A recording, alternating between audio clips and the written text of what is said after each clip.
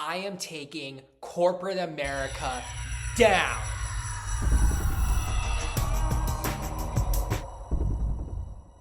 Welcome back to the Parallel Stories podcast, episode 4. Boy, has stuff gone down. As you can see, I have upgraded the production quality of this program in Trixie Mattel's pronunciation, in her glorious pronunciation of many words, especially in her Swedish accent.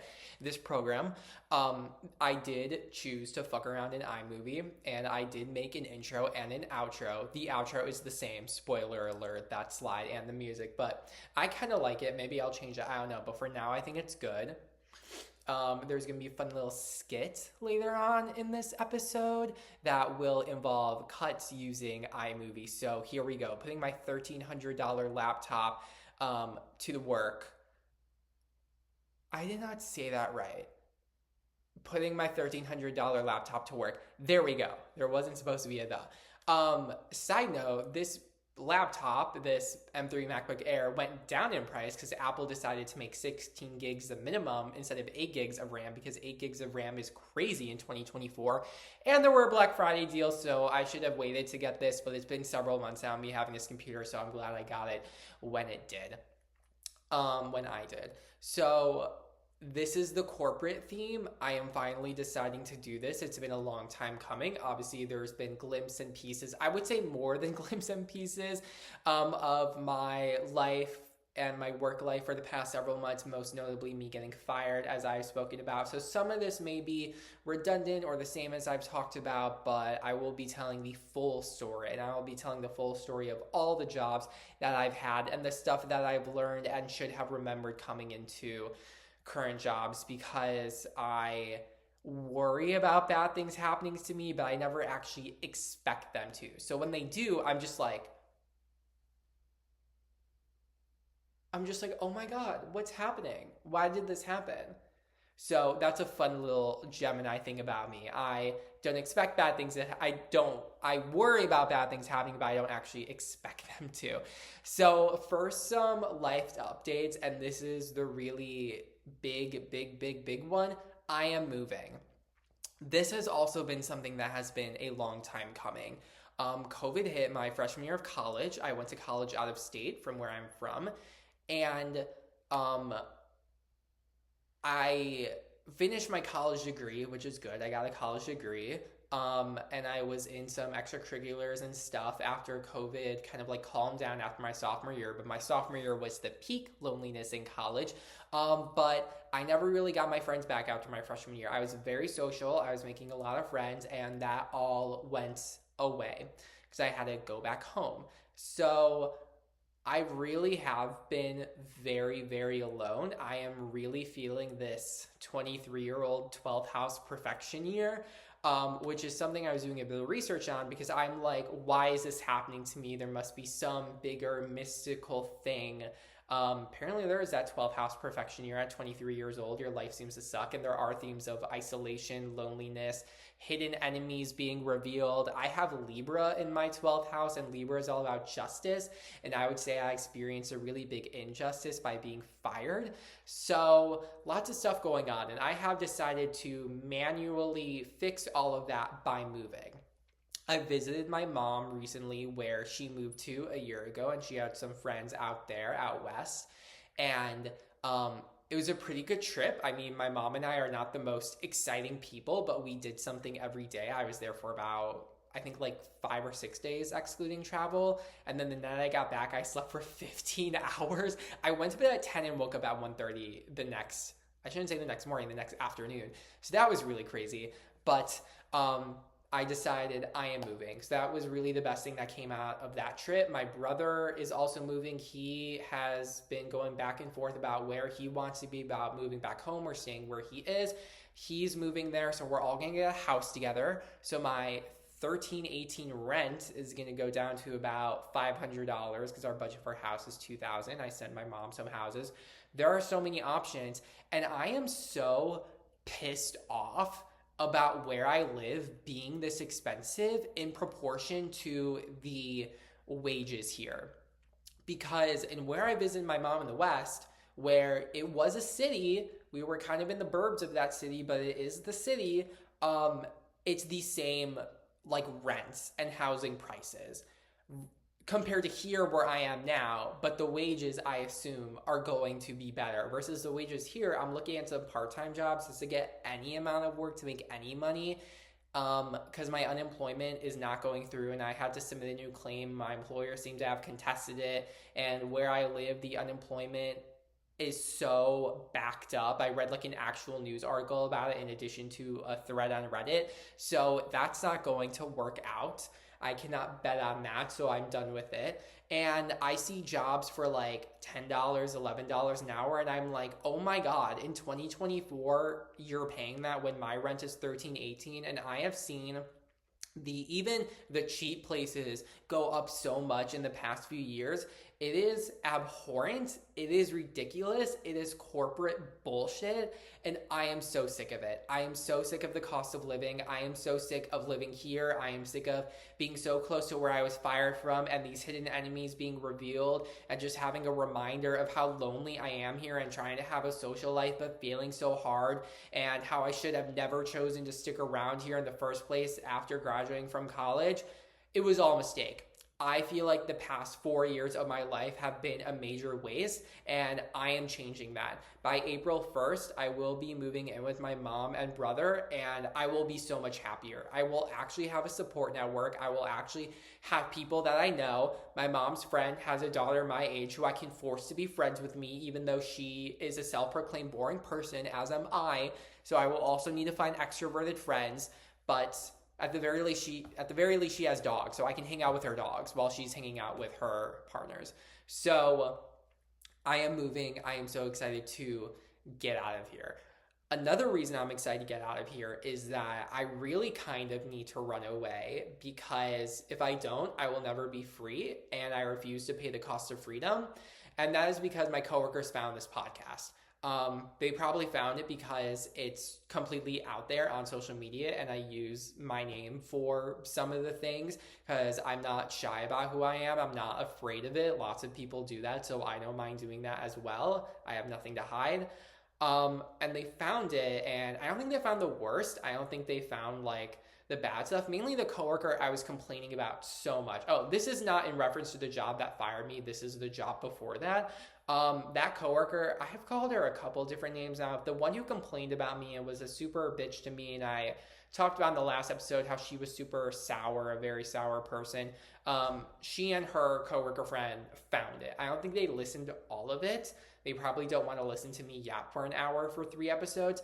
But my boss called me and my former boss, and she basically wanted me to take everything down. She said, this is not appropriate. I'm looking for a job and things like that. I know she's looking out for me. I also think she's looking out for herself. She said she didn't want to be involved with any of it, which she is not. I don't use her name for anything, and I barely really talked about her here, and I've only said nice things about her.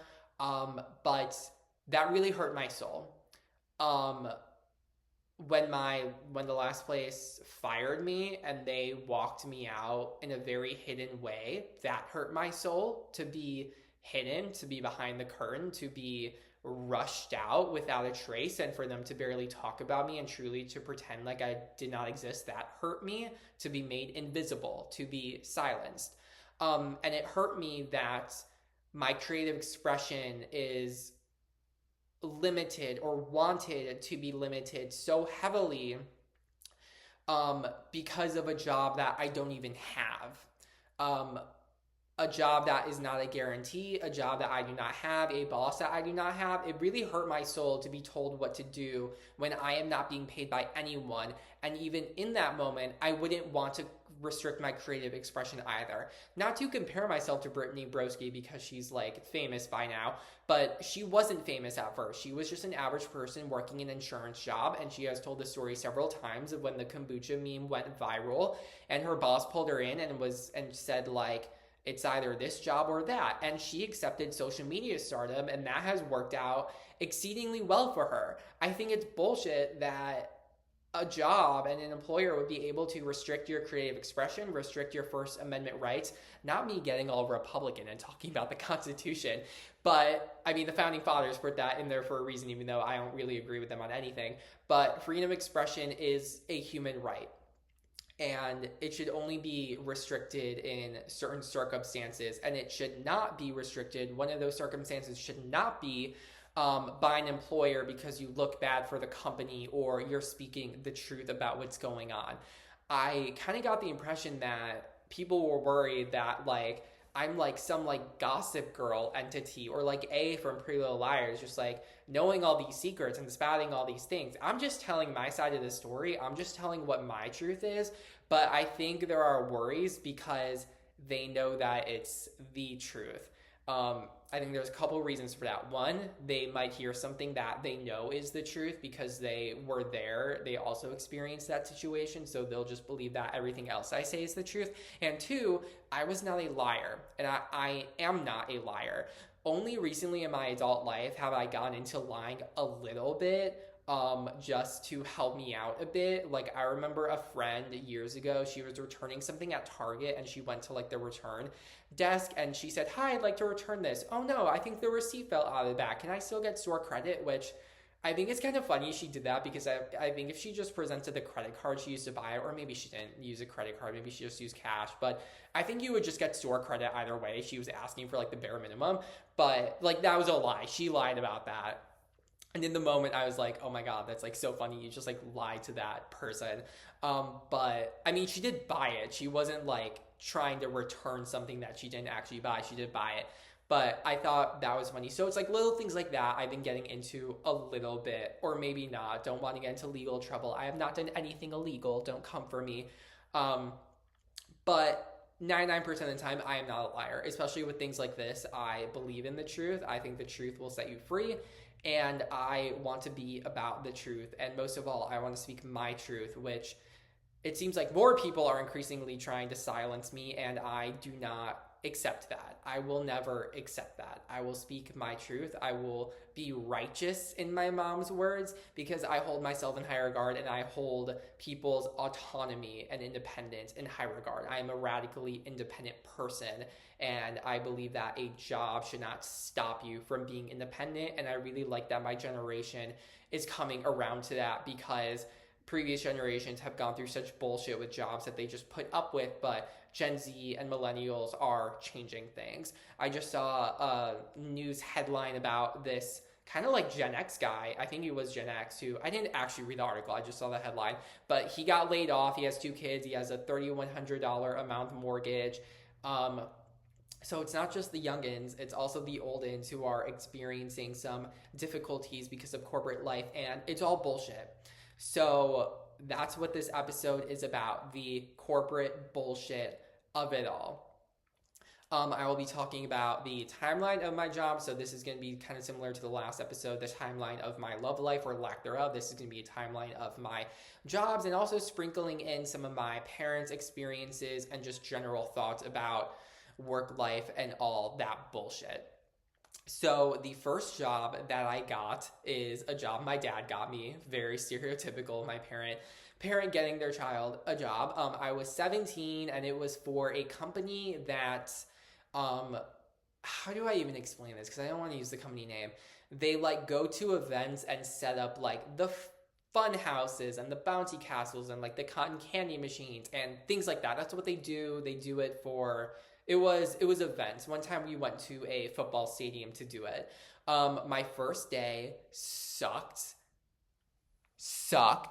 It was me and two other guys. There should have been three of us. There should have been more than three of us. There should have been at least four of us. And I will never forget those 50-pound sandbags.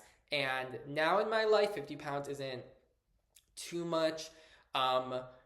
I could lift it, but me when I was 17, I was even less strong than I am now at 5'6" and 120 pounds. I am such a small person.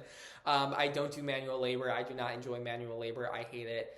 And it was bad. I did not get any training, and my coworker was like, "Didn't you get like onboarding?" And I said, "No, I didn't know what that was. I didn't know there would be training. I just like first day, swipe to the time card, boop."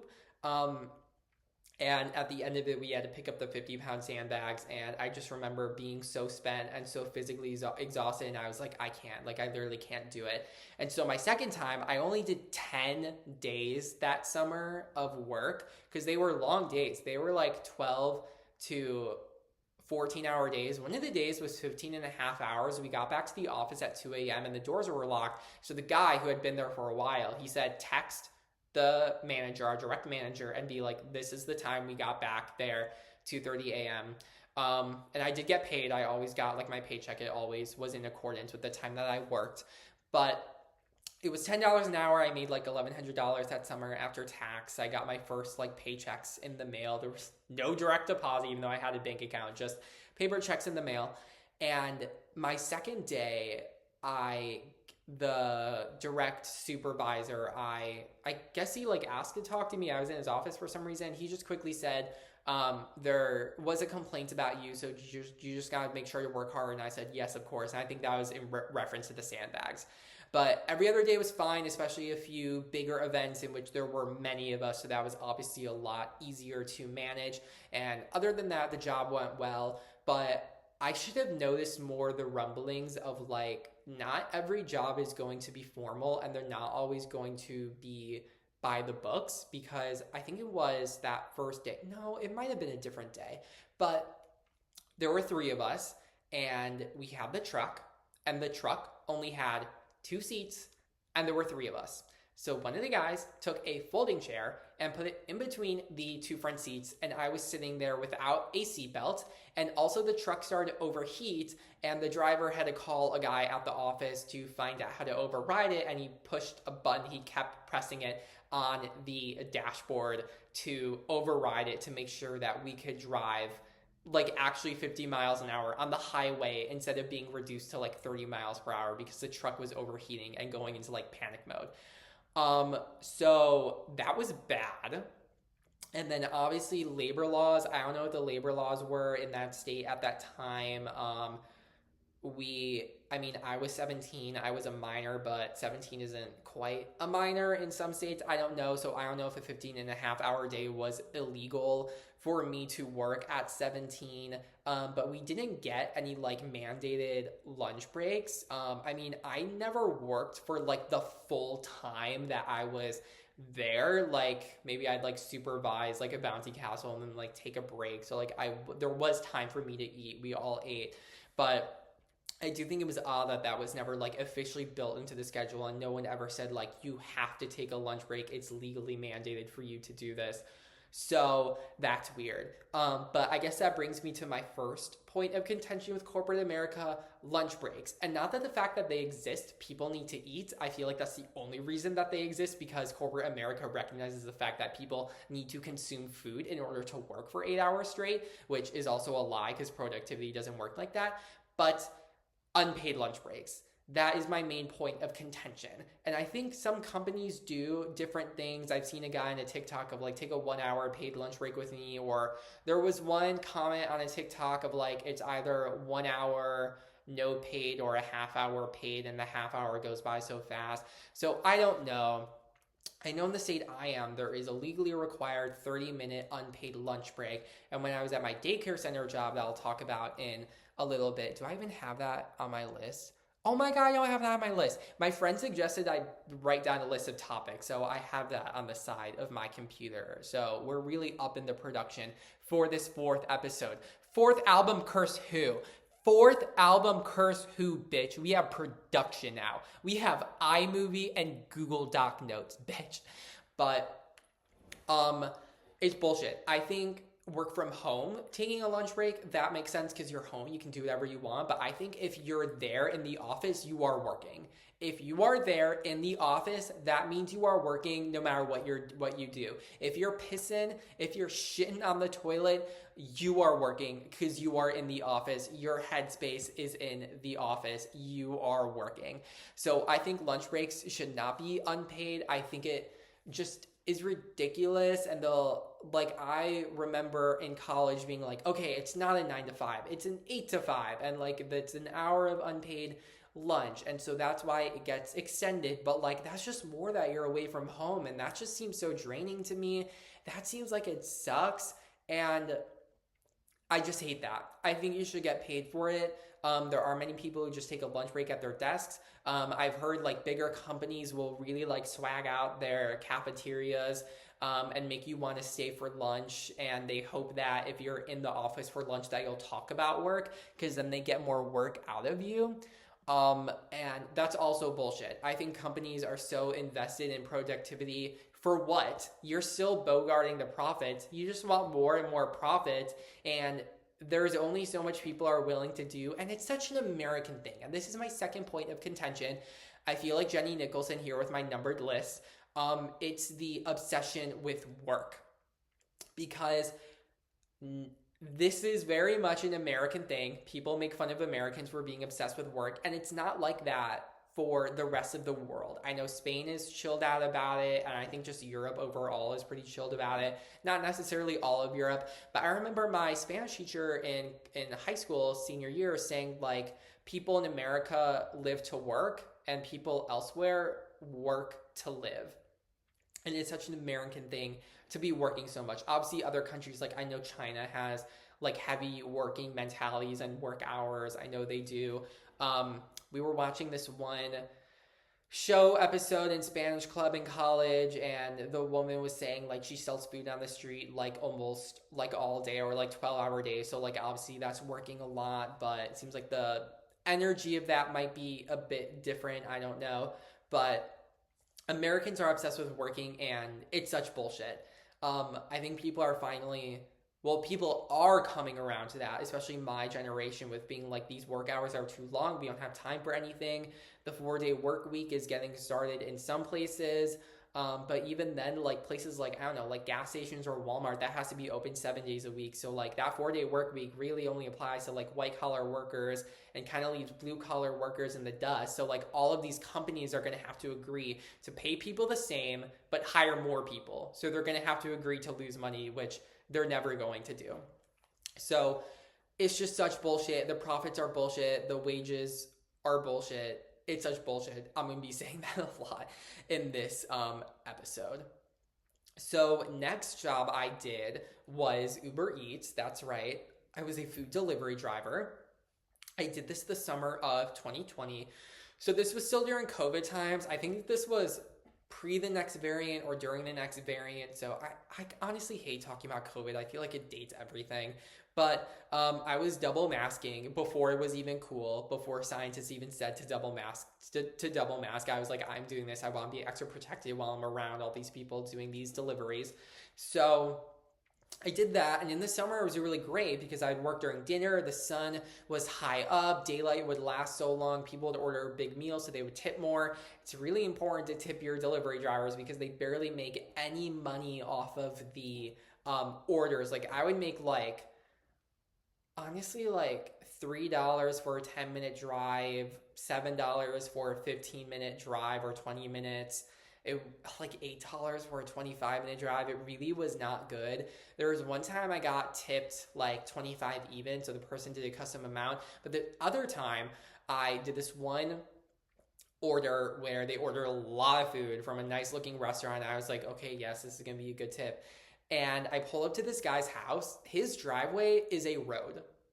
His driveway is a fucking road with like a gate that was open, a tall fucking gate. So I drive in, house gorgeous, magnificent, beautiful, huge. He has 2 dogs that I love, and they come up to me and he's like, oh, you're really not afraid of dogs? And I said, no, I love dogs. And so he says, okay, you can just leave the food there. So I put the bags down, and then I'm driving away. I go home, and he left a $66 tip. I felt fucking rich. I felt rich out of my fucking mind. I immediately cashed out, which had a 50-cent fee. Again, bullshit. Like, Uber Eats can just absorb that. They don't need to charge me 50 cents for that. So I did that, and it was pretty great. I mean, some orders were smaller, some of the tips not so good. Delivering an apartment was the most stressful thing fucking ever because apartments are a maze and apartment complexes are mazes. It would be sometimes so hard to find the place. And then some houses would have the number like in weird font. There was one where the number was a statue in like italics and curved, and I was like, are you fucking kidding me? So if you're a homeowner and you want to change your house numbers, you're getting them put up, you're having a new build, make them in very clear, easy to read font, and for the love of God, do not spell it out in letters, just have it in numerical numbers. That is the easiest to read. I am begging you, oh my God. And like I said, it's very important to tip your delivery drivers. I understand people have economic restraints, and Uber Eats already charges Sony fees and other places like that, DoorDash, whatever. I just had to pay $40 for an Uber from the airport back home after I visited my mom because it was peak surge times, whatever the fuck, and there was an airport fee. I only paid like $17 when I was going there, whatever. And then I only tipped him $3 because I was like, this is already so expensive. I don't have a job right now. Like, I can't do this. So I understand people have their restraints, but if you're able to, I strongly recommend tipping. That's the only way that they make money. But then I did it in the winter, and this was awful. It was so awful because it would get dark out, and I hated driving in the dark. I think everyone hates driving at night. You can't see anything. It's awful. So I would drive during the day. So the orders were smaller. It would be like breakfast, lunch. It would be cheaper. So the tips would be smaller. And the roads are icy. The conditions are terrible. I was living with my grandma at the time who was also complaining about money, like money, money, money. She just had to get $15,000 worth of windows replaced because her HOA is predatory and she needed to take out a bank loan for that. My mom just told me last night that something's wrong with her car. She's got to pay $400. So it's a whole thing with her. So I was already obsessed in my head with money and making money. And I would get back from delivering and she would say, "Did you make money?"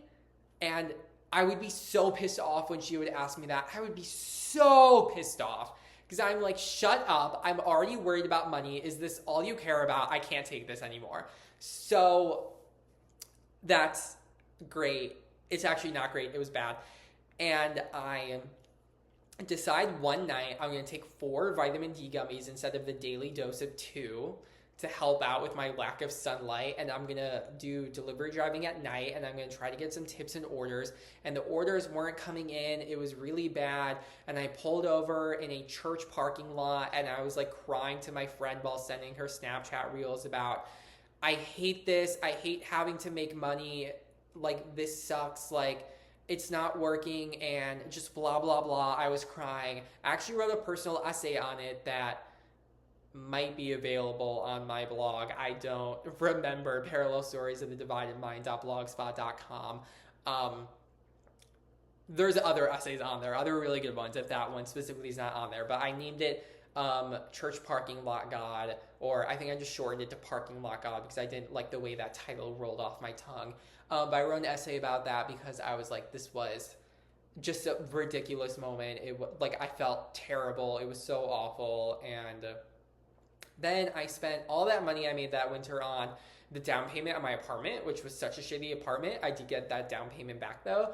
And then a new tire for my car, and my tire light came out for the very first time while I was driving that car, the car I inherited from my dad. And the very first time my tire light comes on, I have to get a full new tire. They can't even patch it. I just have to get a fully new tire. And that was when I had pulled up to the restaurant to pick up an order. I had to cancel it and drive to the dealership that I have had multiple family members work at. And they had to replace the whole fucking tire, and it was $250. And then Christmas gifts for me and my family. So all the money I made just zip, gone. The money I made during the summer, I was able to save that. It's probably, honestly, that's probably still some of the money I have in my savings account from that summer, because I was in such a financial state of mind that from that point on and from the COVID pandemic on, I was just saving. When I was working that first job with the events and the bouncy castles, I basically spent all the money I made that summer because I was 17. But afterwards, when I was like an adult who needed to worry about finances, I was like, I need to save all my money, and I still feel that way. And it's a really big detriment to myself, and I have to get over it. But it's really, really hard when both of my parents have experienced financial hardships. It's hard to like allow myself to depend on them in any way financially. it sucks. I mean, like, even now, my dad still pays for my car insurance and my renter's insurance for my apartment, because if he didn't, I would have no savings at all. I'd be living paycheck to paycheck because this place is so expensive. So even when I had a real job, I would still be living paycheck to paycheck. So I'm really hoping to get a job come January. Otherwise, I'm going to have to dip into my savings. I know it's good that I even have savings in the first place, but will I ever be able to afford a home in the future? I have no idea. I literally have no idea, because corporations, point of contention number 3, corporations are buying up houses so that people cannot own them. They can only rent them. And then corporations can make even more money, and that should be made illegal. Fucking legal. Some people, if they're roommates, they can't even buy a single family home. I remember reading about that in this one city in America, but corporations can buy up all these houses and flip them and then upcharge the fuck out of them, and then people cannot own property anymore. That's bullshit. So next, I want to talk about working for the student newspaper. This one kind of doesn't count because this wasn't a corporate established job. Last thing I want to say about Uber Eats. After that winter, I wanted to send the most strongly worded, very angry email about how they rip people off and they steal people's profits and they charge and they give drivers nothing, but there was not a business email I could find. So I did not do that. So I had to just sit with my anger and then let it fucking go, and it sucked. Next up is the student newspaper. I know what I can talk about for this. Feeling disrespected and feeling low on the ladder. The corporate ladder has no rungs. Someone has to pull you up if they want to pull you up, or they can push you down the fucking mountain and send you falling to your death. There is no corporate ladder to move up. You have to cheat your way, you have to lie your way, you have to do all these things, work long hours, blah, blah, blah. There's no ethical, normal way to do it, and if you are able to do it ethically and normally, then you are lucky. And if you're not able to do that, then you are one of thousands, of hundred thousands, of millions of people in the industry and severance mindset who have to put who they are on the back burner just to make it up in the ranks of corporate America, to hopefully make any sort of living and live at all comfortably whatsoever. So I was the lead designer, aka the only designer. I would make the paper. So what you see when you open a newspaper, I would make that. So everything, the articles, the photos, the design, everything would come on to me at the end of the night to turn into the product. And I was pretty damn good at it. I have 3 first place awards, and I disagree with 2 of those. I think 2 of those don't even deserve it, and I made so many more designs that should have been award winning, but they were not for whatever reason. So I felt creatively limited my first year. The editor-in-chief, she had a very traditional view of how newspapers should look. The editor-in-chief my second year was more lenient with it, but even then I felt quite disrespected. I was the only one they had, and if I was sick one night or if I just quit in the middle of the semester, they would have no one to do it.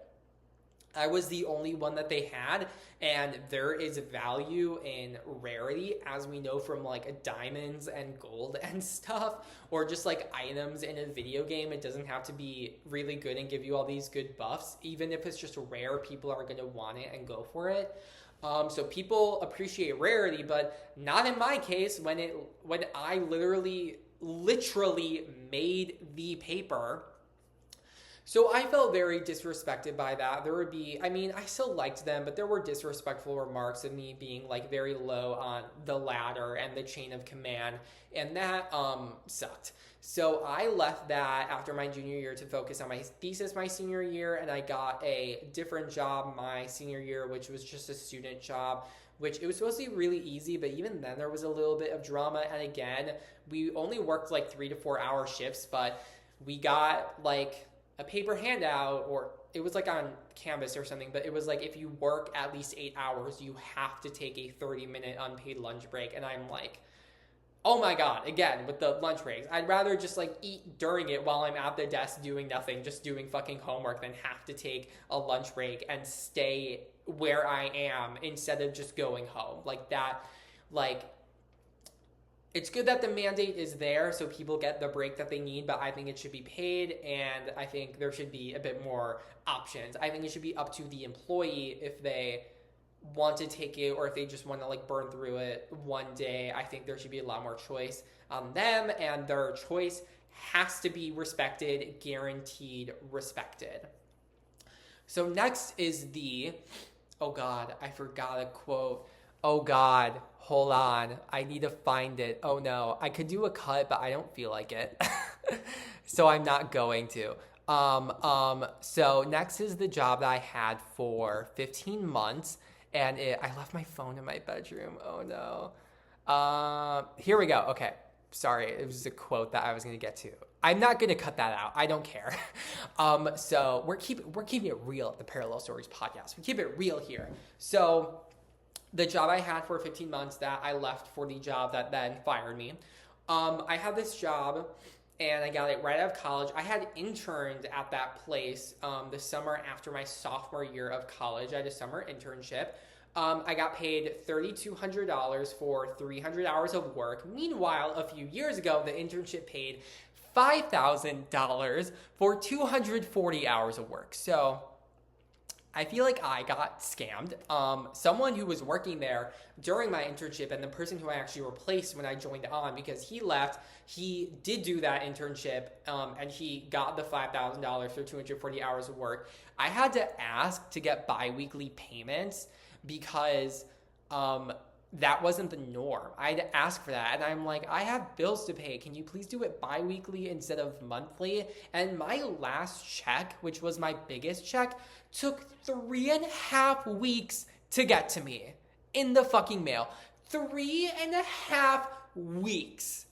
Oh my God. I will never get over that. 3.5 weeks for a check. It was like, oh my God, that was ridiculous. And money was so tight that summer. It was so bad. But I joined this job full time. I was really gunning for it. I was basically begging for it, and I got it. And there was the 2-day onboarding, and as I would find out from next job that fired me, not every job has onboarding, which is bad. And as I would find out online, not having onboarding is a major red flag when it comes to companies. So that's really bad. Yeah, my most recent employer, the one that fired me, they basically just went through like a paper checklist. It was like half an hour, and that was my onboarding, and there was nothing else. So kind of feel like it was wrong for you to fire me when you barely gave me anything to do and you barely told me anything except for one rule that I broke because I didn't think it was right for you to ground me as someone who's 23 years old. So that's great. So it's actually a good thing that I got fired from there because that's not a good place to work. They suck and they don't have their shit together. So at this one company that I was at for the longest, there was a girl who complained about me, and that taught me a lot about corporate politics. I learned that people don't always work their work hours, and as I learned online on social media again, there are many people who get their work done in the first couple hours of their work day, and then they just do nothing for the rest of it, or they just like barely have to work after lunch, or they feel really tired after lunch. And it's like so crazy. So this is my next point of contention. The 40-hour work week is dead. The 40-hour work week is obsolete. It is obsolete because of one word: technology. We have emails, we have AI, we have efficiencies that people couldn't even dream of when the 40-hour work week was created. And it is mind-boggling that it still exists, and it is just a fucking travesty. Some places are doing a 37.5-hour work week. That was my most former job. It was a job that was like quasi-state. So any state employee in the state I live, or maybe not all of them, I'm not sure, but the standard is a 37.5-hour work week, which if you get paid hourly, that just means you make less money. So hopefully your salary. But it's like really astounding. It's so stupid. It's like, I just have to take a moment of silence for the fact that the 40-hour work week is so obsolete and so bad. And we're back. So I remember asking my dad, like, did you like always work the full workday when you were a designer? He did magazine design, so that the apple doesn't fall far from the tree. And he said no. Sometimes there were days where he just didn't need to do anything. Other days there was working late because you were on a deadline. So it's just like, I don't even have words for it. It's a waste of time. And the worst part of it is that it's draining. It's draining on the individual, on the employee to not have anything to do. So you just get depressed, you get syndrome symptoms from being idle for too long, and you're just wasting your life. And it's such a tragedy that we have people in offices wasting their lives because they have to be at their desk for 8 hours, 9 hours, 1 hour unpaid lunch break, or 8.5 hours, half-hour unpaid lunch break. And it's obsolete and it needs to be gone. I think everyone should work from home who is able to. That way they can do things in their free time. They can do laundry, they can do dishes, they can work on independent creative projects when they're home, and when they get a ping from Microsoft Teams. Sorry if that triggered anyone.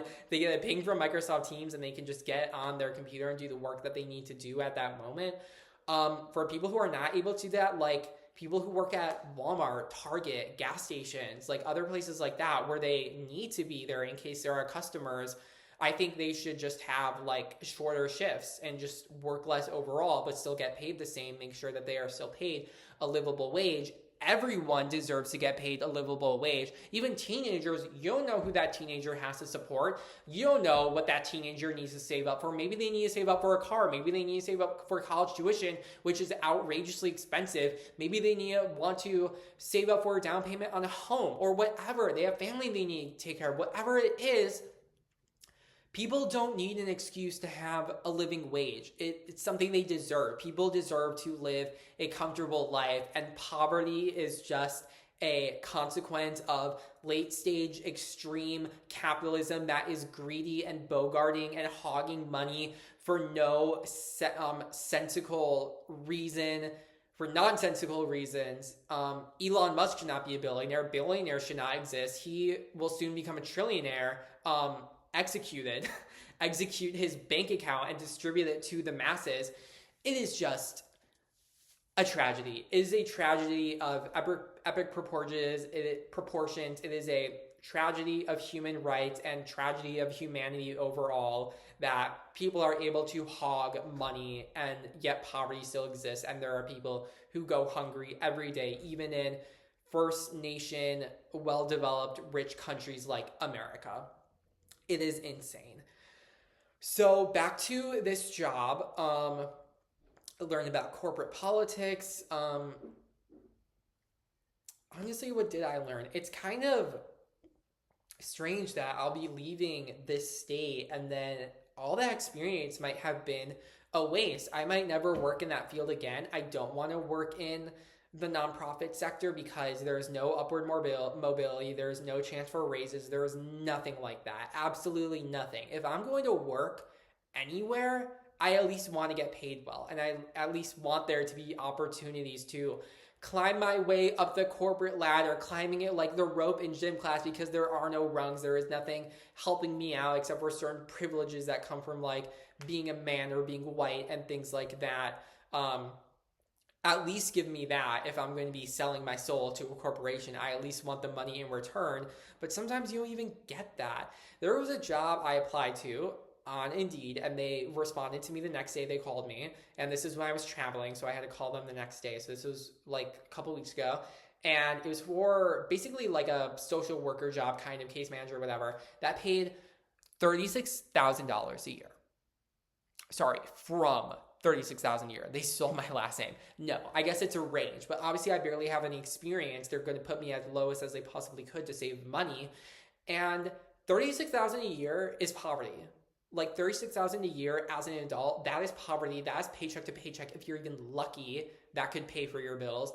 And it is like insane. I was looking at the reviews on Glassdoor. They're terrible. Even the reviews on Indeed are terrible. And so they wanted to do an interview, one of several they implied, because the first one was going to be virtual. And I feel like having multiple interviews for $36,000 a year is insane. This is my next point of contention, number 5 or something, the interview process. If you can't find out who you want in one interview, you are inefficient and you are unproductive. The fact that you have 1, 2, 3, 4, 5 round interviews is preposterous. It is superfluous. It is insane on another fucking level that you have to do that many to find the person that you want. If you don't know who it is from one hour interview, then that is on you and that is your fault and your problem. So I told them I'm no longer interested in this position. Now I have another interview coming up. There was a quick 15-minute phone interview. I think that's fine. Then a virtual interview. Who knows if there's going to be another one. But this one pays $42 to $48K a year. So I'm like, okay, fine. I just want something to help pay the bills until I move. Then I can get out of here and get a better job. I just launched my Fiverr. Hopefully that will make some money.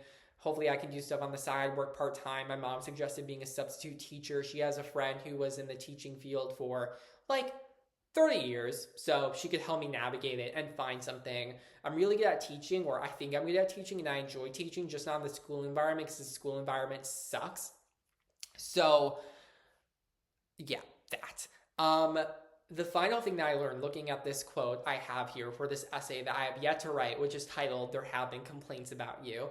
Again, the complaints. I had complaint from my very first job, not pulling the sandbags. Now I got complaints about dominating conversations and shit like that, when this person is even more of a shitty person than I am and dominates shit even more, and he is even more egotistical than I ever could be.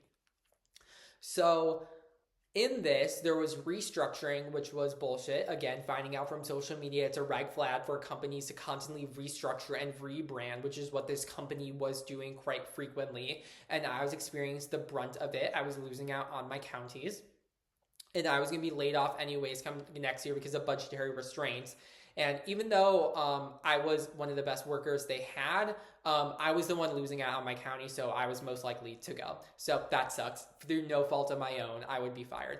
So the boss was talking about hiring consultation and shit, and just really wondering what was going on with the work culture. And I feel like the company's impression of the department I was working in was that we were the black sheep, and I was really unappreciative of that. I was unappreciative of the COO saying we didn't do enough and there was more that we could do, and we already did really great work and we had a really good team, and I was really like enjoying the team that we had. I need to take a drink break.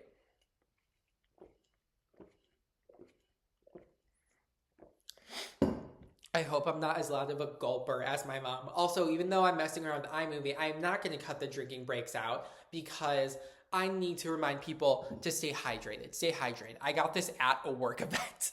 That was one of the best things. I got that for free at a work event at this job. That was like kind of right before I left, so that was really good. And it came in a really nice bag that I still have. Anyways, I was really unappreciative of that and felt really disrespectful by the idea that we were like the black sheep and what was going on with us, because we were doing great. So I'm like, you're not talking to us. You're considering spending thousands of dollars to seek a consultation company. And for what? When you can just talk to us. So this is the quote. I feel like it's very emblematic of several like corporate floundering and just bullshit, and the higher ups just not doing the simplest, best thing they can do, which is just listening and asking for information from the coworkers at the bottom of the ladder. Here we go. I am flabbergasted by the fact that some companies are so inexplicably inefficient, unceremoniously uncommunicative, and hopelessly siloed that they will spend thousands of dollars on consultation fees just to potentially improve their work culture. Here is a tip to every CEO that's ever lived, will continue to live, and be born in the future. Let people who are good at their job simply do their job. Because we had many people who were great at it. We were functioning pretty much just fine, but no. Bitches wanted to get in the way, and they wanted to undermine us and demean us because they were just wrong. They were just wrong about us. And it was really sad to see and sad to experience. And it's sad to think that the higher ups are not going to be smart, capable, efficient, super intelligent individuals that they are supposed to be, or that we would hope for them to be, but some of them are fucking stupid and make bad decisions.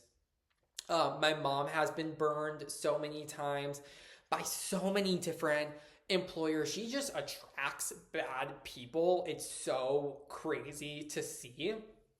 But she got laid off from this one place because they just said to her, we don't need you anymore. And then she tried to file for unemployment and they contested it, saying that she was doing personal stuff on the company computer. And she explained the situation. It was bullshit that her former employer was spewing, and she was able to get on unemployment. So, like, to fire someone, to lay someone off for no reason, and then to contest their unemployment just because you don't want to pay for it, like, go fuck off. Go fuck yourself. You are crazy. You are stupid. And you're dumb. And you're making bad decisions, and you're expecting to not get punished for it. It's ridiculous. So now let's move on to my most recent job. Want to try to keep this in an hour. We'll see. My most recent job, and I want to tell the full story of this like I haven't before because it's just time. The truth will set me free, and I'm just so over everything at this point. I'm gonna run away, and even though that's not going to be for several months, I don't care. And I'm also not going to say the worst or terrible things. I'm kind of just reiterating some stuff I've already said, but let's do this. So, I want to call it the Peanut Gallery. I got employed by the Peanut Gallery. So this was from a woman, let's call her Miranda, who, not her real name, always using fake names. I met Miranda at a community meeting, and she was already like wanting to recruit me. She had texted me later on while she was hiring me that she saw the potential in me right away, and she has so many ideas of using data to like improve things, and she really wanted me to be part of her team. So I was hesitant because I'm like, I don't know if this is going to be a real offer. I don't even know if I'm going to make that much more money, because the only reason I would want to switch jobs is if I was making more money, because then I'd have to deal with like switching jobs, and that sucks. So I go to another meeting with her at the Peanut Gallery. She invites some other people, and this is just about like something else. This is about the community. And I should have already not joined this job at the Peanut Gallery because the county that this Peanut Gallery was located in was full of political bullshit that my boss had witnessed a lot. And she had told me about it. I had witnessed it. And it's kind of just a train wreck of a community, honestly. They just don't know what they're doing, and it's bad. So she wanted to recruit me. And after this meeting at the Peanut Gallery, she's talking to me about it, and she wants to have a call with me, and I'm like, okay. So I send her my number, and she calls me one day, and she's telling me about it, and she's telling me such great things. I'm writing the notes. I'm seeing the notes right there. I still have the notes. And it's like very flexible schedule. It would be really good. I could like kind of make my own position. They were essentially making this position for me. And she told me that the minimum they pay is $30 an hour. That's their starting. It's a 37.5-hour work week. So compared to what I was making before, it would be a $13,000 raise. So obviously, I go for it. Everything sounds great, and it sounded like the exact opposite of what I was currently experiencing. I was feeling disrespected. I was trying to get this promotion to figure out what I was going to be in this department while I was being pushed out of my counties.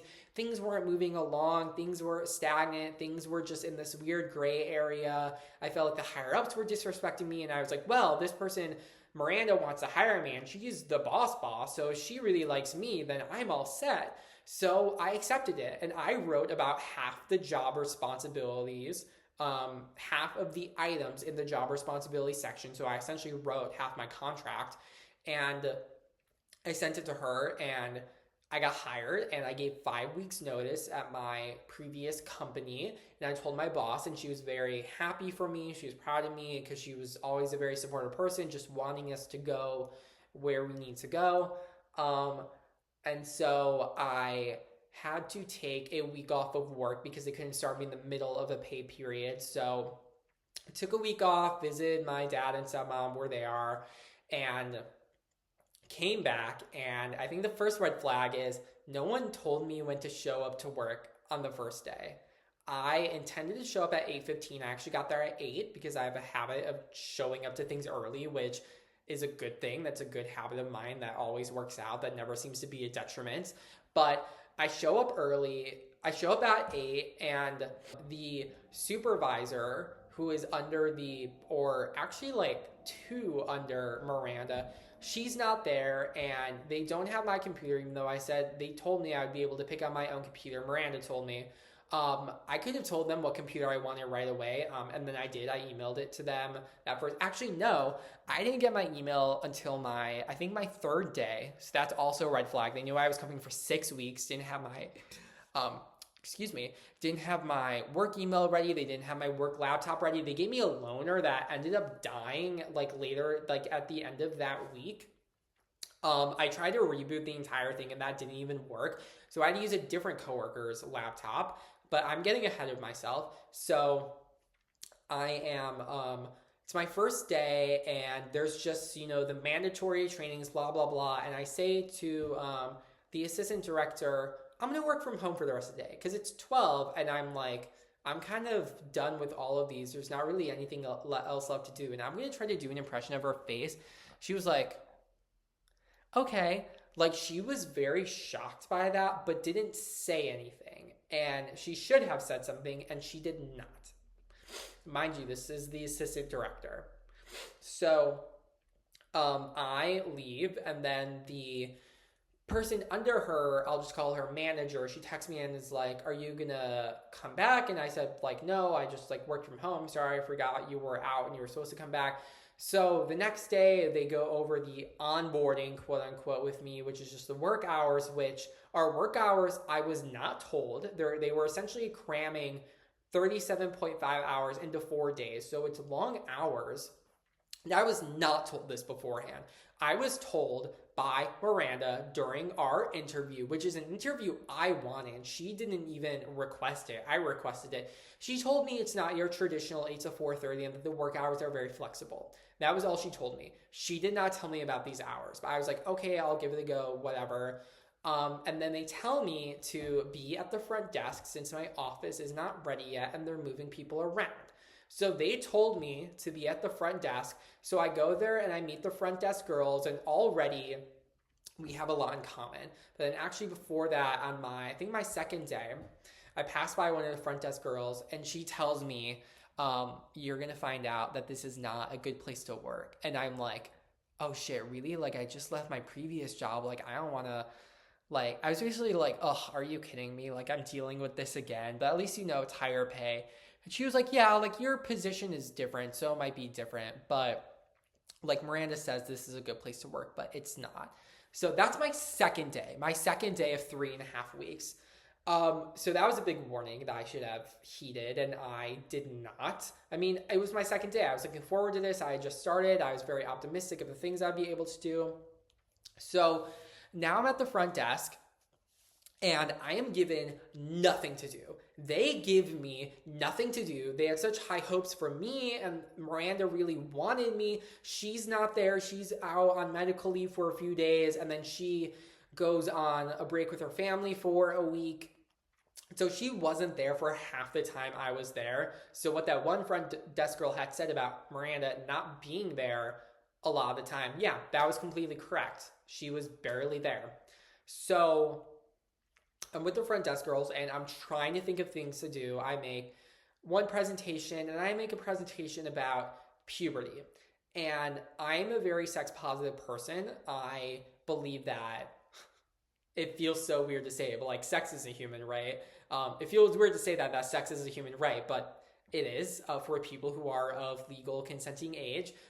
It's natural. It's perfectly natural. It's innate. There should be nothing embarrassing about it. There should be nothing restrictive about it. There should be no shame around it. Sex is completely natural, and two consenting adults should be able to have as much sex as they want with as many different types of sexual activities as they both want, or 3 people want, 4 people, whatever.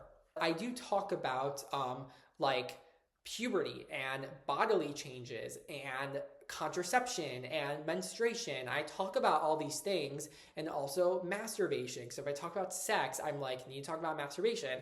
And then I think I can say this, corn. It rhymes with corn, because I'm like, if I'm going to talk about masturbation, I'm going to talk about corn. And there's no images, there's nothing like that. It was very balanced. It was well researched. It is a presentation I'm used to making, which is well researched, educational, informative. There's nothing inappropriate about it. So I feel like this was the trigger because we start talking about sexual things, and was it the most appropriate for a workplace? Not necessarily, but we were the people who were in the conversation. We were the consenting parties, and we were all really enjoying ourselves. I think we all contributed to the conversation equally. I might even say I contributed to it less than them because I don't have any sexual experiences, but as I talked about in my last episode, but they do. They were in their 30s and 50s. That was their age. I was the youngest in the office by like over a decade, which is kind of crazy and also should have been a red flag. So we start talking about that, and there was a woman that they warned me about. Again, my first week while I was up there. Don't trust her. She blabs. And so the next, I think, Monday. Oh, it's also important to note some people were out on a conference, so there were really no clients. Honestly, there were zero clients. There were no clients. There was nothing to do. We were just at the front desk, and so we were just like talking and having conversations because there was nothing else to do. So come Monday, I get pulled in, and the assistant director and manager, they say like there has been word, they have been informed about inappropriate conversations, and they have printed out the page from the employee handbook about sexual harassment. And I'm basically silenced because I'm like so uncomfortable with this, and I'm like, of fucking course this happened. And it was very reminiscent about when I got complained in my previous job, and I was just like, yes, I'm so sorry, I will make the changes. And then the girl who complained about me turned out to be a total bitch. So I still had some of that fear in me of like, I'm not sure what to do. I've rarely been in this situation, especially this type of situation. Sexual harassment is immoral, it's illegal, it's wrong, and to be labeled that sucks. It sucks so much when I didn't actually do that. And there are people who actually commit sexual harassment who fully get away with it. Thank God the Me Too movement tried to change that and is continuing to change things, but there are still people who get away with it, and there are establishments where it is normalized, especially for men. So for me to experience it in a way where it was taken fully out of proportion from this woman who is known, who has a reputation for blabbing and stirring the pot and just gossiping and just making shit worse, it really sucked. So the other two, the front desk girls, they also get called in the next day. They were at a conference. So, oh no, I think one of them was out. She was out on PTO, but the other one gets called in. So, the manager and assistant director tell me to please keep this confidential. Absolutely the fuck not. I'm going to keep this confidential. And how fucking dare you tell me to keep this confidential? How dare you restrict my speech about me being punished? Not even just a verbal warning about this. How dare you restrict my speech? As I made clear at the top of this episode, I take restrictions on speech and freedom of expression very seriously. There is a reason that it is perfectly legal to talk about your pay with coworkers, and it is illegal for your company to have policies about not being able to talk about your pay, because you should be able to talk about your pay. Of course you should be able to talk about your pay. And the reason companies don't want you to is because they don't want to be caught doing sketchy shit. Like my one, person, her daughter, she works at Panera, and it is apparently a Panera policy that you're not allowed to talk about your wages with your coworkers, even though that is completely illegal. This corporation having a completely illegal policy on the books. So once again, it's all bullshit. So I immediately tell one of the front desk girls, the one who's there, the other one's on PTO, and she's like, but you were making a presentation about puberty, that's what we were talking about. And I'm like, I know.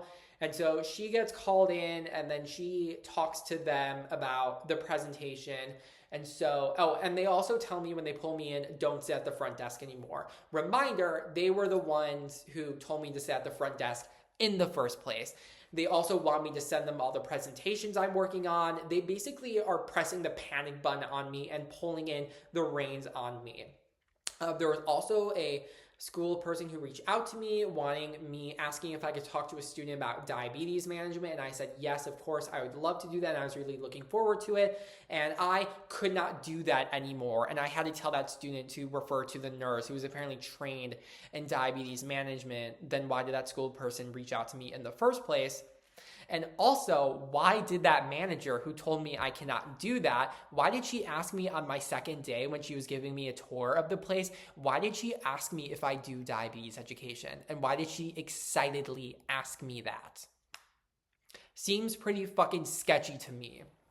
So I sent her the stuff I'm working on. I don't even have any presentations in stone. Again, they barely gave me anything to do.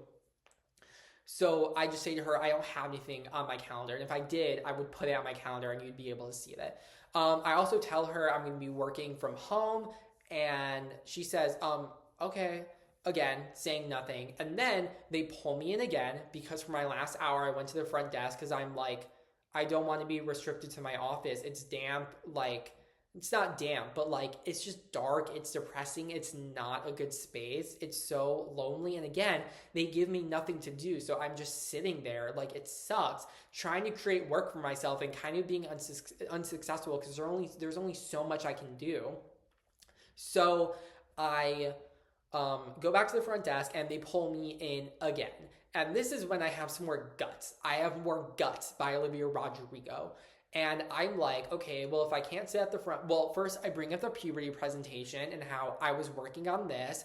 And then I say, well, if I can't work at the front desk, maybe I can be out and about. Like this other coworker I have who was kind of notorious for not being in the office that much and being out in the community a lot, which his job necessitated. He needed to do that and he was good at it. So I said, maybe I could do that. And they did not like that, even though I was told this job is very flexible by Miranda, who is out this week. And there were remote opportunities that were mentioned that I could work remotely at times.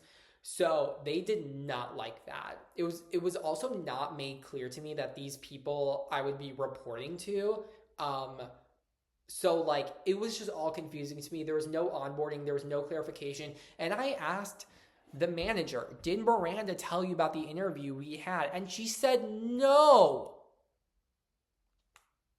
Miranda had 6 weeks to talk to the manager about the interview we had and the expectations that we established. And this never happened. Like, the lack of communication for the upper management honestly astounded me. I heard that and I was like, this is probably the worst thing I've ever heard in my entire life, the dumbest thing I've ever heard in my entire life. Like, that is just ridiculous to me. So they do not that. And I'm like, there's writing on the wall. There is stuff that is starting to appear. And I think it's really interesting because the reason I couldn't get paid more than $30, even though I have previous job experience, is because that one guy who was out and about, he made $30 an hour. And out of all fairness, it would be wrong for me to get paid more, which is ridiculous that he was over a decade older than me and had like 10 years of work experience. I was making the same amount of money as me. I think it's because he was restricted by the grants he was getting paid through, but that's crazy. So apparently the pay is non-negotiable, but being out and about and the work flexibility, that is negotiable, but only for him. Only he can do that. And I don't mean to speak ill on him. I really liked him and really enjoyed working with him in that short time we worked together. But apparently I was not able to do that. So I'm like, okay, I'll sit at my desk. But then the other front desk girl, she's back. She gets pulled in. And she's talking with them, and they pulled her when she had just gotten out of the bathroom. And she told me, how is it not sexual harassment to be waiting outside the bathroom door while I'm pooping to pull me in to talk to me about this? How is that not sexual harassment? So so she gets pulled in, and my office is right next to the director's office. So this is where they do the meetings. And she leaves and she comes into my office and she just mouths the words, "They're so stupid." So this is another point of contention. I cannot imagine having employees who don't respect me and don't like me and don't think of me as qualified and as a good boss and who call me stupid. I cannot imagine that. If I were someone's boss, I would only strive to be as good of a boss as I can. I can't imagine them calling me stupid. Like, that is so crazy to me. And she would make comments about the manager quite frequently of like, she doesn't know what's going on. Why doesn't she know what's going on? She's dumb. She's like not with it. So that was just like more red flags piling up. So the next week I decided to go back to the front desk and they say like, oh, you took your chains off. And I'm like, yep, I took them off. Cause like, I don't want to be grounded to my shit office. So at first I think this isn't going to be so bad because like she said everyone's been pulled in. One of the front desk girls got pulled in for saying something allegedly racist and she was still there. But then the director, who is on PTO with her family, she sends an email about there has been like disturbing stuff that has been brought to her attention and she needs everyone to review the employee handbook's policy on sexual harassment and send her an email back acknowledging receipt. So I do that, as does everyone else. And I'm still hanging out at the front desk and oh, they also tell me I need to submit a request on the online employment system, Workday, which if you've been keeping up with these episodes, you might remember I never got access to that by the time I left to submit a work from home request. And so I could not do that. So instead I just sent an email, which they accepted. But I'm like, you're telling me to do these things just now when like, and like the manager, she said like, you need to like ask me to work from home instead of just telling me, even though that was not what I had agreed to with Miranda. Also, how am I supposed to know that when I do not have access to Workday? So I did not get onboarded with this because I never got access to it. So again, upper management being completely incompetent, and even them transitioning to Workday took forever and they had to work apparently so much overtime, which if you work for anywhere else, you'd be fired because you would not have the skills required to do your job in an effective way and efficiently and within the established time frame. You would be fired. You are incompetent. You are inefficient. So, like things start being like, oh no, and I kind of tell the front desk girls like I feel like I just have this energy where like things happen, like things just happen. So like bigger things happen. So next is Monday, the director is back and I don't want to talk about anything with her. I just hope everything just like blows over.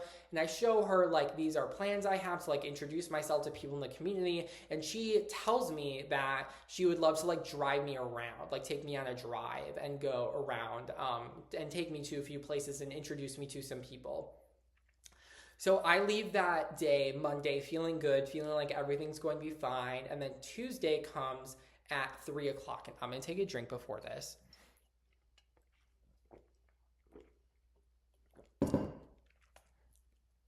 I get an email from Miranda saying, could you, oh, I forgot to talk about the daycare center that I worked at that sucked. Whatever. The daycare center sucked. They didn't pay well enough, and there were also gossips there, so it seems like there's gossips in every workplace. So she sends me an email saying like, can I meet at 3 p.m.? And I'm like, yep. So I walk in and can I just say firing someone at 3 p.m. is such a terrible thing to do. Like in the words of Katya, fire someone at the top of the day. Do not patronize them with a full day's work. So the assistant director comes in and I see, well, whatever. So the assistant director comes in and we all sit down and I'm going to do a dramatic reenactment. And now that I know how to work iMovie, again, for the second time, I'm going to do some cuts and we'll see if this actually works out to be well. Ooh, long episode, whatever. So, okay. Reenactment. I've never had to do this before. Are you firing me? Yes.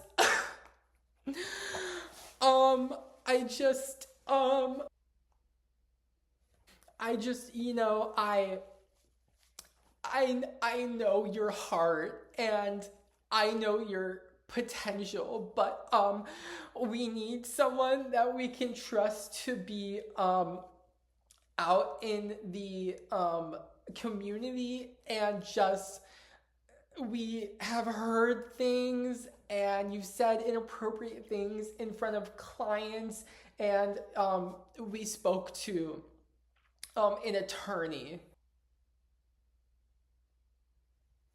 And you can't even follow simple directions. And yes, we are gonna have to fire you. We're still gonna pay you for a few paychecks. um is this firing immediate? Yes, it is immediate, and we need you to get your things, and we don't want to make a scene. So if you have anything up front, then the assistant director can get it. And yes, this is an immediate firing. So obviously that is not verbatim what happened, but I wish I had given her more grief um, during that. I wish I wouldn't have just accepted it. I wish I would have spoken up for myself. So obviously there's a theme here. I believe so much in independence and self-expression, but I do not always employ that. I would say for me, it's about 50-50. It should be higher, seeing as how I was on the debate team for all of high school. I'm a writer. I'm good with my words, but that's all the written word. So I just didn't. I just thought accepting it would be the best thing. I was really at a loss for words. But I felt so terrible about them trying to keep it a secret. So I texted the front desk girls literally right when I could, which was a few minutes after I got fired. I was getting my things at my desk in my office. I texted them the letter of firing, and they were extremely surprised. Very, very surprised. And I had formed quite a close bond with them. Like, the older one said, like, I don't like people picking on others, and like, I don't like them picking on you. And they were really like banding together to try to help me, and it just did not work out. I also have a really big point of contention with Miranda claiming that she knows my heart and she knows my potential. Miranda, if you're listening to this for whatever reason, I have one thing to say to you. You don't know any fucking thing about me. You knew me for about a month, maybe not even that, and you claim to know my heart and you claim to know my potential. You don't know anything about me. And it just really pisses me off that she would claim that, because some people think they are such a good judge of character and they are just not. It reminds me of Chimp Crazy. If any of you watched that series on Max, actually, former coworker recommended that to me at the job I had before the Peanut Gallery. She encouraged me to watch it because it's similar to Tiger King, but with chimpanzees. And the main character, I think her name is Tanya, just the main woman that it follows. She is talking to the guy who is making the documentary, and basically he's exposed, but he kind of like lies to her and defends himself, and she still believes him, and she still claims like, oh, I knew I could trust you and things like that. And I think that just goes to show you can truly believe that you know someone, and you could be dead wrong. It could be the complete opposite that is the truth. And it's kind of mind-boggling how much we can believe our own perception and how much it could just be completely astronomically untrue. So I get fired. I text him immediately. I call my dad on the drive home, and he's very surprised. I think it's very interesting that I was the one who got fired. I think it's very clear that they just need a fall guy. I would say I never said anything inappropriate in front of clients, so I think that someone may have even lied to me or lied about me and what I said.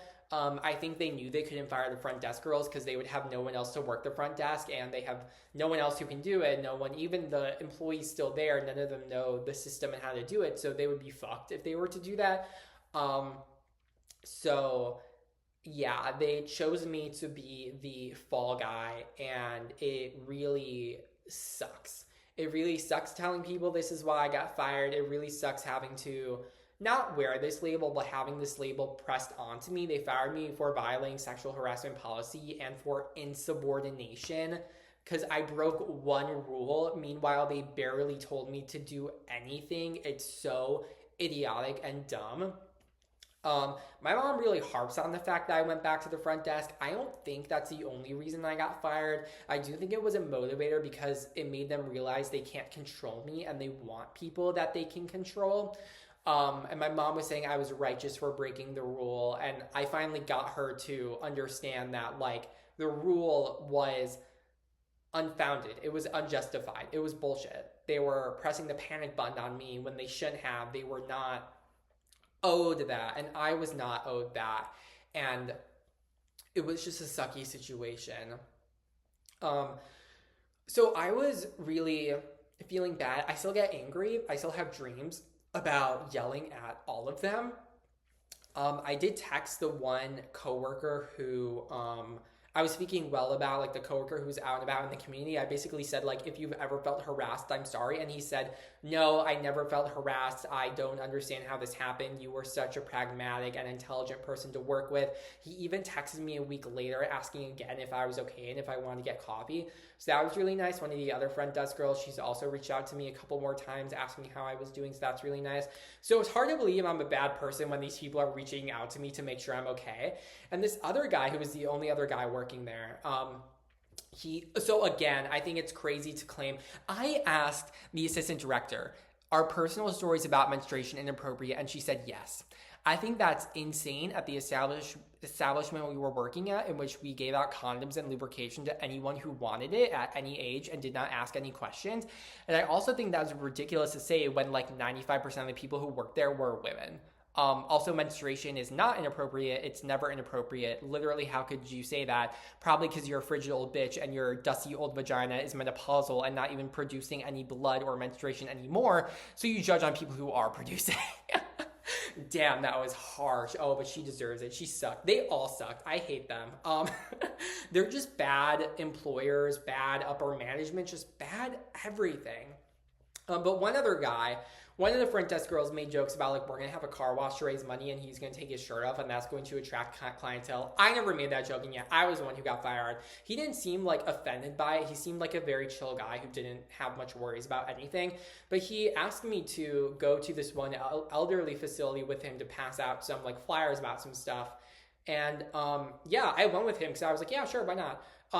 So like, I don't think he would have done that if he felt harassed by me. Literally let me into his car twice, the drive there and the drive back, and asked me to go with him. I don't think he would have done that if he felt harassed by me. I don't think anyone felt harassed by me. I think it was just that one woman, that one blabber gossiper making a big uproar about nothing, even though she made a joke about turning down this thermostat and saying, I'm flashing. Then one of the front desk girls wrote that down, like the date and time that happened, because why are we not allowed to talk about menstruation, but she is allowed to talk about her menopause and her hot flashes? So that's kind of the story. That's all the end. I wish there was more karma to it. It reminds me of that How I Met Your Mother quote from my favorite episode, How I Met Your Father, from the mom's perspective in the last season.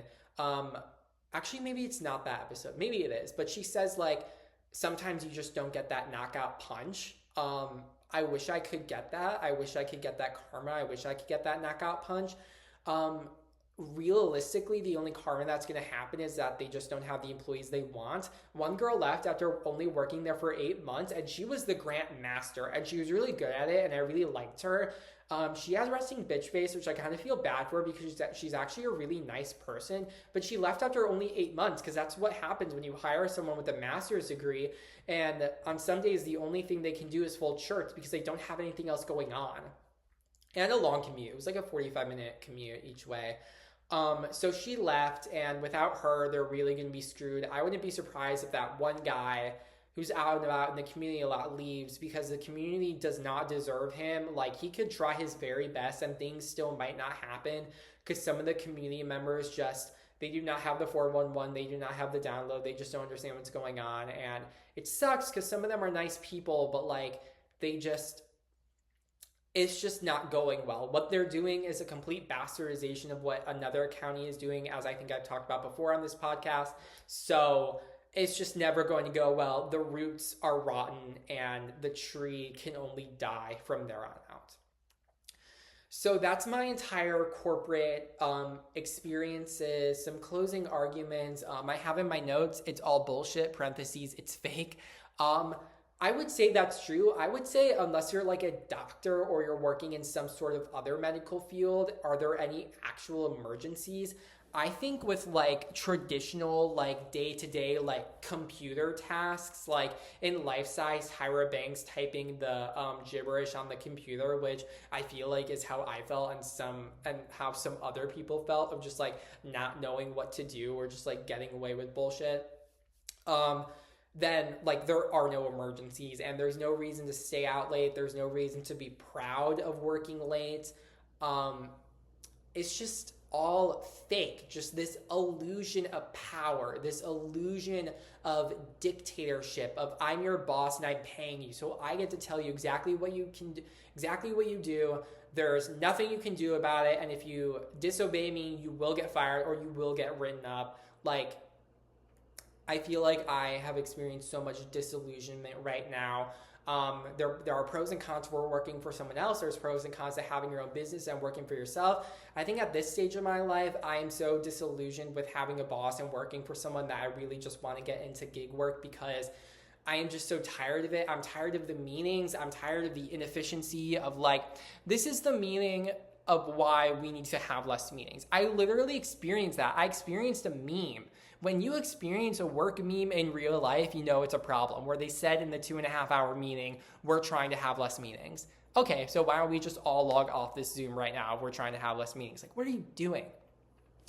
So I'm glad that my generation is attempting to change this. I mean, some people aren't. We saw this with the most recent election, the Trump election, that not all young people are progressive, especially the young men and the boys of the world.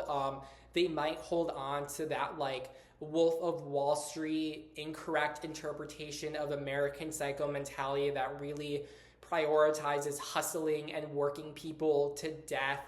And I hope that doesn't happen. I hope the right people become bosses. I hope things start to make sense.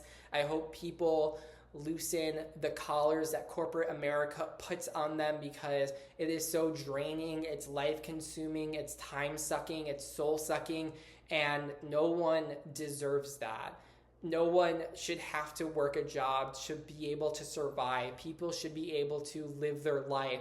You shouldn't have to work a job that has flex time, but you have to submit a flex time request and they're able to deny it, which is ridiculous. They should only be able to accept it. You should get holidays off. You should be able to be with your family and your loved ones. You should be able to get everything you need without a corporate overlord breathing down your neck and criticizing you and punishing you for doing what feels right to your core but inconveniences them and hurts their profits. I think moving forward, I just have to trust my instincts and trust my gut, not trust people anymore in the workplace, not talk about things so openly in the workplace, maybe try to find a way to work for myself. I don't know. But I think that I will just try to be me in the best way that I can. And I will always remember the moment I got fired at 3 p.m. and when my boss was crying when she did it and accused me of being inappropriate when that couldn't be further from the truth, especially in a community setting. I think I will always remember when I got punished for someone else having an incorrect interpretation of me. With that, concludes episode 4 of the Parallel Stories podcast. Make sure to follow me on social media at RhinoFro. This podcast is now available on Spotify. Yay, and all episodes should be up on Spotify at RhinoFro, RYNOFRO. And cue the closing out sequence that I now have courtesy of iMovie. Thank you so much. I hope you tune in for the next episode. Make sure to like and subscribe and comment and do all those fun things. Thank you.